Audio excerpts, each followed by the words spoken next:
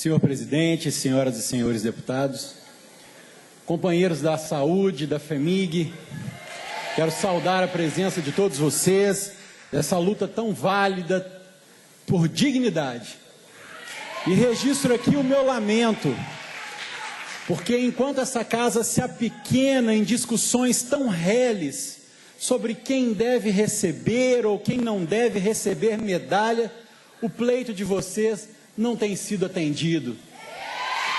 Eu lamento que a Assembleia das Alterosas tenha se rebaixado a esse nível, discutir se Stedley ou se Ratinho devem receber ou não receber medalhas, aonde nós chegamos, mas não é o tema do meu pronunciamento nessa tarde.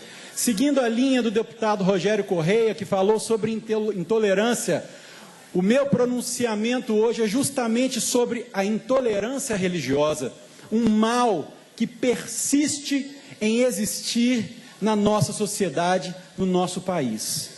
A intolerância religiosa, e eu falo especificamente hoje, com relação aos evangélicos, porque quando se fala em intolerância religiosa, as pessoas sempre se lembram das religiões afrodescendentes, dos cultos afro-ameríndios, e defendem com unhas e dentes essas pessoas, mas quando os evangélicos são perseguidos, isso é normal, isso é usual. Quando acontece a crentifobia ou a evangelicofobia, ninguém fala nada. Quando um representante da comunidade LGBT se posiciona de alguma forma contrária àqueles que se posicionam com ideologias cristãs, ele não é ofendido, ele não é chamado de crentofóbico. Peço perdão com relação ao neologismo, mas quando nós evangélicos, com posições democráticas, baseados numa ideologia que fundamentou o mundo ocidental, a ideologia judaico-cristã, nos levantamos com um ponto de vista democraticamente contrário, nós somos ofendidos, somos chamados de homofóbicos. Nós não podemos compactuar com esse tipo de mal na nossa sociedade. Eu sou evangélico de berço, sou pastor, sou filho de pastor, cresci num lar evangélico.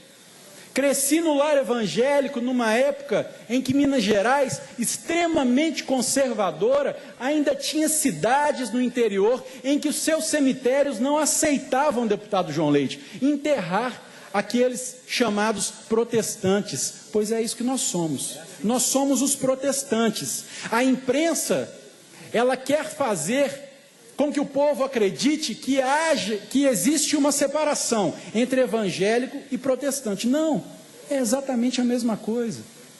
E quando se referem a países desenvolvidos, a países industrializados, de cultura protestante, a imprensa noticia dizendo, olha, o tal país de matriz religiosa protestante, porque querem fazer com que o povo acredite que o crente é subdesenvolvido, que o evangélico é ultrapassado, que o evangélico é retrógrado. Nós não podemos compactuar com esse tipo de perseguição, de crime de ódio na odiernidade brasileira. Nós não podemos compactuar com isso. Olha, eu estudei durante toda a minha infância no Colégio Batista, uma instituição centenária, que educa em Belo Horizonte há 97 anos especificamente.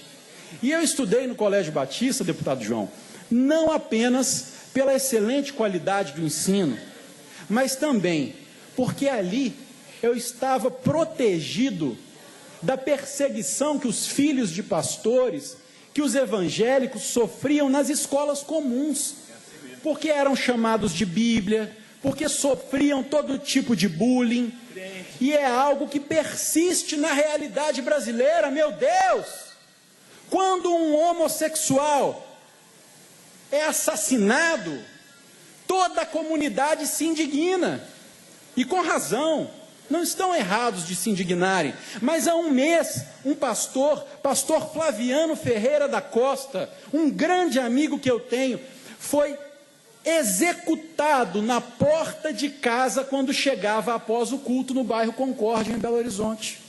Foi abordado por um homem e a queima-roupa foi executado. Ninguém disse que era crente-fobia.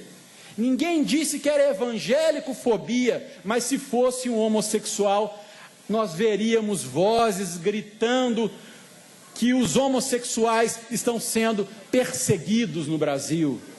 Ninguém grita mais pelos evangélicos, ninguém grita mais indignadamente quando acontecem esse tipo de perseguições e de intolerâncias. Algo que me chamou muita atenção, também no início do mês, quando o presidente da Câmara, o deputado Eduardo Cunha, escolhendo os seus assessores, escolhendo os cargos de confiança na Câmara dos Deputados, optou por chamar uma evangélica. Maria Madalena é o nome dela. E Maria Madalena, essa evangélica, foi tão escorraçada como a Maria Madalena da Bíblia. Porque a imprensa se levantou em um site sério, um site que eu tenho costume em acompanhar, um site que presta uma cobertura jornalística de qualidade, se deixou seduzir por uma prestação jornalística de baixíssimo nível, o site Congresso em Foco. Ele colocou uma matéria na internet dizendo assim: Eduardo Cunha nomeia evangélicos para cargos de comando na Câmara. Eu queria ver, se o site colocasse assim: Eduardo Cunha nomeia homossexuais para cargos de comando na Câmara, o que ia acontecer?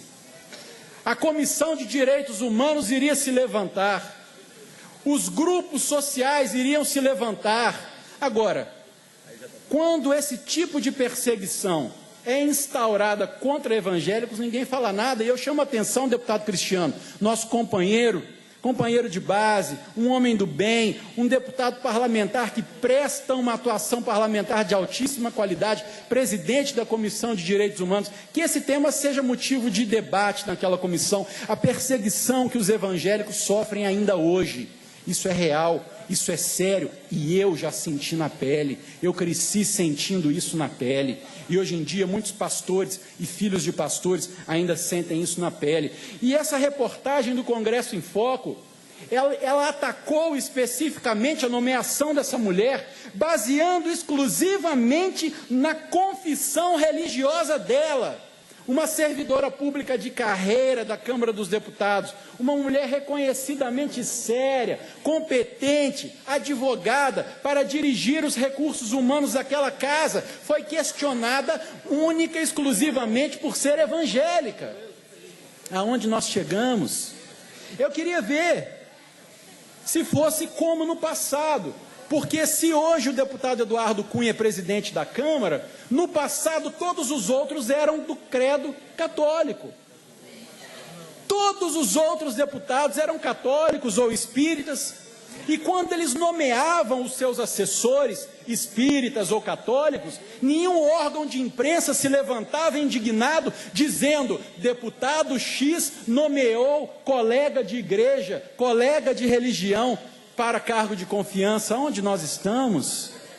Será que ainda existe espaço na nossa sociedade para esse tipo de perseguição? Será que ainda existe espaço na nossa sociedade para esse tipo de comportamento? Não pode ser aceitável, nós não podemos nos conformar com esse tipo de comportamento. Nós estamos sendo perseguidos, nós estamos sendo linchados, nós estamos sendo atacados e ninguém fala nada. Que mundo é esse? Perseguição religiosa. Que pluralidade é essa? A pluralidade só existe quando se trata da comunidade LGBT. A pluralidade só existe quando diz respeito aos cultos afro-ameríndios. Aonde nós estamos? Aonde nós estamos?